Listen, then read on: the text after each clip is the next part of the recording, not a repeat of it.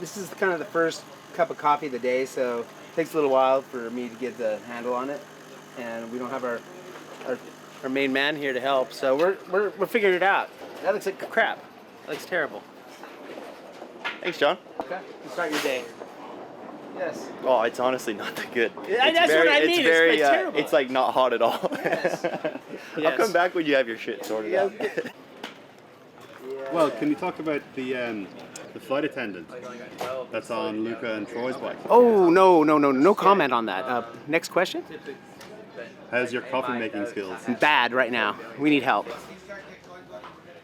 Yeah, season started pretty good. Can only do one place better, so that's a pretty good start. And yeah, last week we just had a bit of a downtime, went to Canyon, went to Leogang just for some fun riding, and now we're here in Poland, so about ready to walk the track and see what we got, but I've heard good things and just cruising. It's good to come to a new venue and a new track, and I think everyone seems pretty excited for it. Can you tell us about a little bit about your bike setup from last week? Yeah, I mean, not much changed. We played around with it a fair bit.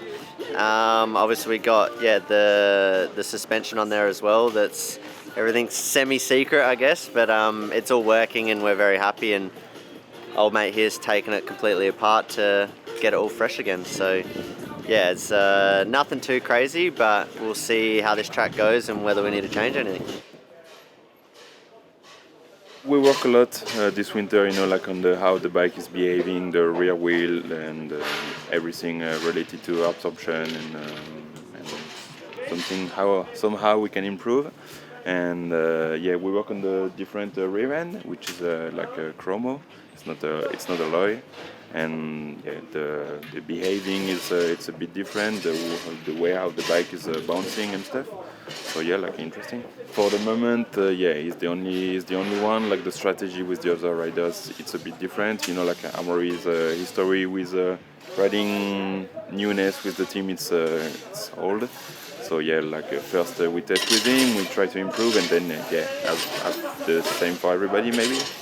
Like for William, it's a super different track. It's a challenge for everybody. So yeah, we try to have some system, some lockouts stuff or anything. And yeah, here that will be different. Like it's more like a soft track with some dirt and stuff. So what have we got here then? That was just the lever from last week. I'm not sure he helped us in for William, but let's say that's a new way MTB is going. It's like in some mode on the car, you can put like sports mode, you can have some maps on the MotoGP bikes or whatever. Let's say like MTB is going this way.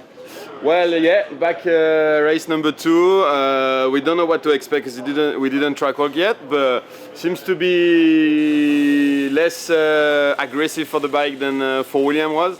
Then we're gonna see track walk first, and then we have a lot of options. We've been working hard this winter to get all the options correct, and we're gonna pick up the one we believe that's a good one. So let's see how it goes. Can you tell us about the couple of buttons on the handlebars? I never see any button. I don't know what you're talking about. No, I cannot say anything, but yeah, it's something that we work on for the future with Olin. So so far it's been doing great. So yeah, we keep improving, working for future and developing new products and to make bikes better. It can be an advantage when you use it correctly. It can be also a disadvantage if you don't pick up the right information. But yeah, it's a lot of information. So now there's a lot of factor, because it's still an off-road sport, so it's not as precise as like MotoGP or Formula One. Every kind of run, the track change a bit, line might change. So you just need to spend a lot of time analyzing and making sure that you also believe in your own feeling. I use a lot of Finn's feeling because it's been years we're working on it, and now it's really precise. Everything. He felt everything. So for me, it's really helpful to make the bike at its best. Yeah, I'm Brad Blackwell. I'm Luke Meyer-Smith's mechanic for Giant Factory Off-Road DH. We've been running the Patamelon steering damper. Luke and his brother Remy are quite keen on it. It saves a lot of hand fatigue, shoulder fatigue, arm fatigue, and it has a really wide range. So from all the way open, all the way to close, and everything in between. And it has a nice positive feeling when it returns back to center. You know where center is, and you know what resistance you're going to get. My name is Connor Wilmshurst. I am working for the union team, so I'm the mechanic for the 2 junior riders on the team, so Ali Hulsboss and Christian Hauser. So yeah, that's my job, to look after their bikes and keep them running. So we had, over the off-season, we had quite a few sponsor changes. So for the riders, a lot of them are coming off of a different bike and a lot of different parts, so it's been quite a big learning curve for both us, the mechanics, and the riders to make those changes and to get the bikes feeling really good. But we're come to a really good spot now and we're pretty happy with where we're sitting at. Fort William was not too bad to us. Chris Hauser did have a bit of a crash in practice that kept me on my toes a little bit, but we got him back up and running. But no, so as far as the bikes go, they're all good and ready to go now. So Jordy, I think you know what I'm going to ask you about lockouts and variable suspension setups during race runs. Can you talk about your thoughts on it? My thoughts on it. I don't know. We've been doing it for a long time. I think we had cable lockout going in cans, and it's like it turns into this big thing and everybody wants it, and then once they really realize what downhill is, I think it ends up going away most of the time. I do think there's possibly some benefits to it, but it's not what everybody thinks it is. We've been working on it a long time. We've done a lot of testing. We do have people riding a system here, a RAD system, and we're obviously still working on it hard, but I think most of it is a mind game.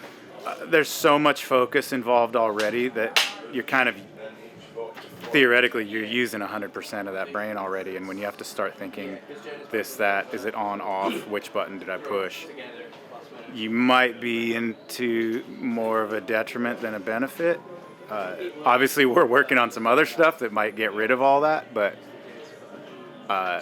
it still needs more work. I'm Ancho Perez, frameworks mechanic for ASA and Angel, and for the whole team. We are working all together. We don't know too much about the track, so we have to do the track work first and realize how it's going to be. Seems slightly steeper than Fort William, so probably we ramp up the fork maybe a little bit, or we raise the extensions a little to compensate that height. But seems pretty similar for us. Every single track at the World Cup. It's really easy to set up this bike, so they're in a really good spot. So it slightly changes only to adjust the bike to every track. For us, it wasn't a surprise that Isa did that. Like, we know him for the last 2 years, and we know how good he is and how capable he is to do this. So he was a really good result, but we think he can do it better probably. Luckily, we have a bike with 2 spare frames on the van, and they didn't took it. So we have 2 spare frames, and Nico went back to US and he brought a full bike build for him. So we have another spare frame that he brought from US and a few rear ends, so at least we have sorted for this race, so we'll see how it goes. Ragnar, how's the body out for William? Yeah, a bit battered and bruised, but it's okay. I've done everything I can to try and ride here, and so that's the plan. If you can ride, then we're ahead of the game. Yeah, once you separate your shoulder, I don't think there's anything you can do. It's not going to damage more, or it's just kind of pushing through the pain, and so yeah. That's the plan. Yeah. So, like I said, I've done everything we can to try and be here to be ready to race, and practice will be tough. It's gonna be sore. I think if I can make it through practice and get into like the racing, I think by then you'll probably black it out and keep going.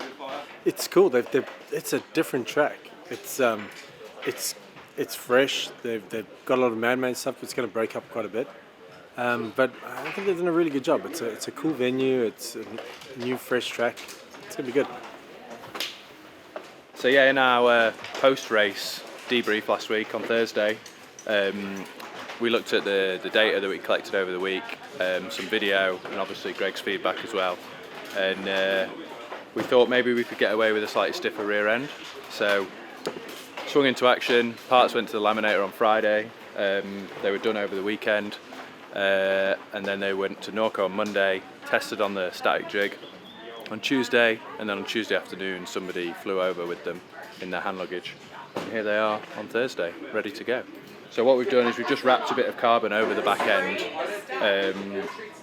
few laps of carbon just basically to test if a stiffer back end is a direction we want to go. The sort of combination of video, the data that we collect, and Greg's feedback led us to think that this could be something an area we want to try.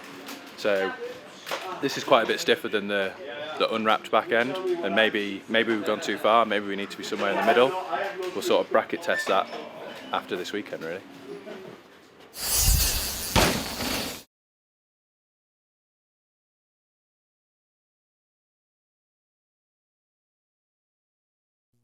You